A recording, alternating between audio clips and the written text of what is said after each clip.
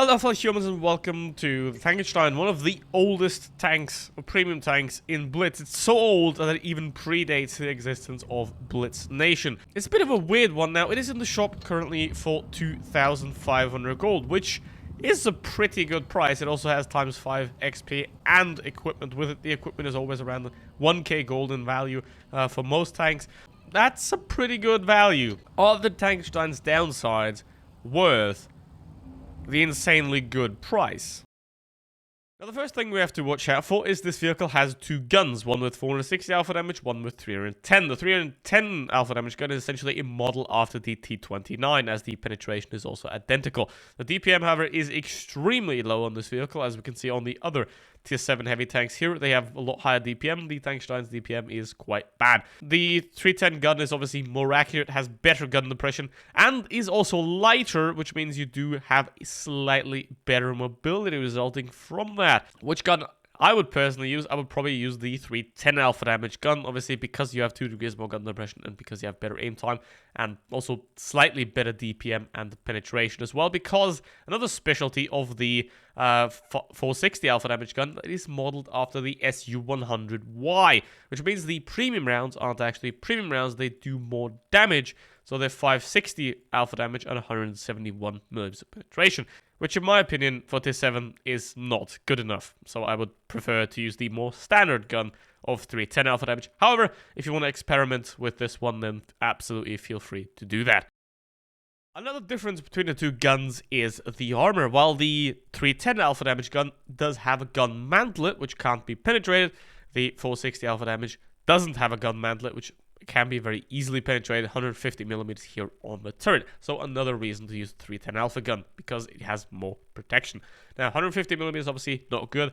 225 up here. It's a KV4 turret essentially in this case. So you have this thing up there which can be penned relatively easily. The hull is that of a Tiger P, which means it has this slanted weak spot on the side, which means if you turn the vehicle, this plate becomes progressively less armored, which is obviously not great. However, it does hold up just about fine. 200 millimeters at the front. Make sure to keep this tank wiggled. Lower plate's weak, as always. So the armor in this thing is definitely passable. And I mean, hey, for 2.5k gold, this is good enough. Absolutely. Because it would have to really be horrible to not be worth it for 2.5k. However, this thing is definitely solid. Now, side armor, 100 millimeters, which means you can attempt to side scrape somewhat, but again, this plate stops you from doing that. Anyone that is competent will just shoot this plate. There we go. Let's play one game each with each gun. We'll start off with the 310 alpha damage gun of the T29. As you can see, there is a massive gun mantlet right there that blocks the complete front of the turret and is pretty much impenetrable for anything that will face you. Now, it is a Tiger P hull, which means it will have Tiger P mobility, which is not that good. 10 seconds reload for 310 alpha damage obviously isn't great, so DPM is very low. So this vehicle is extremely outdated in its current feature set because obviously it's from like, what is it, 2015 or something.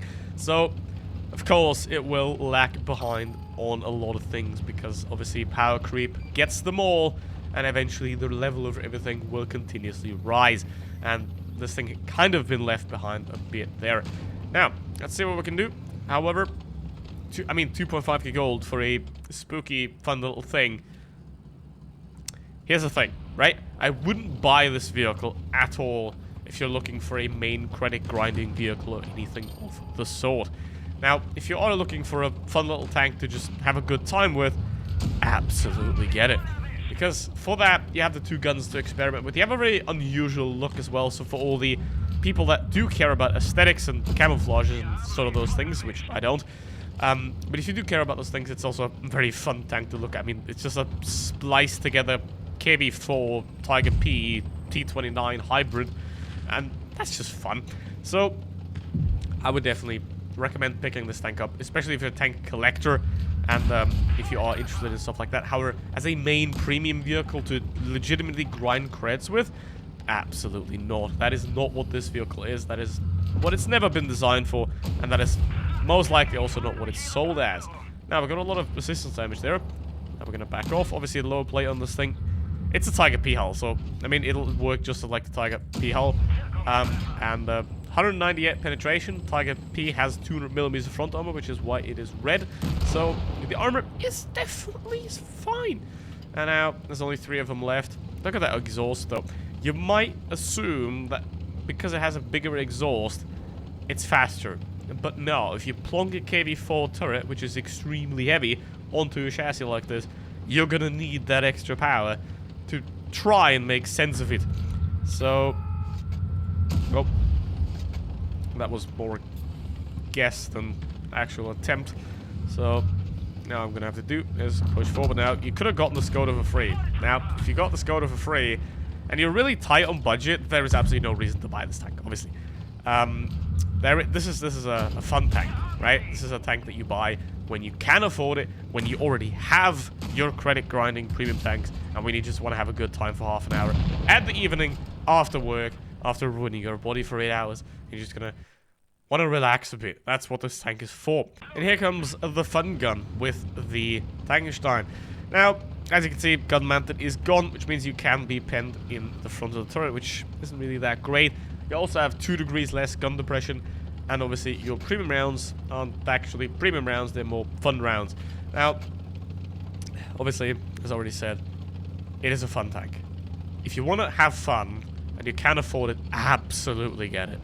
Like, yeah. But, obviously, it has its downsides, like every tank does have as well. And we also have that. So, least YOLO-y Dracula player. Okay, let's try that. There we go. Could have even shot the regular round there. Well, higher damage round, but let's see. That defender is a bit dead. Like, I don't know. Is it just me, or has the game quality severely deteriorated? So, yeah. I don't know about that, guys. I don't know about that. Okay. Yeah, I do hope that they get pushed, though. Because if they get pushed, then I can farm damage off them. Which, yeah, help people if they need it and if they want it. Whatever, if they make sure that they refuse it, then don't. So, in this case, you don't want the help. There we go. Kind of, again, shot the premium ammo there. So, not doing great, but then again, my entire upper body is locked up, so... Yeah. Not having a great time, but hey. There's the one. And low roll. Beautiful. And, you know, it's a fun gun. If you can do stuff like this. You know, if obviously the enemies are just not doing anything useful right now. Because if they were, they would just all jump on these 2 guys, easily kill them, poof, job done.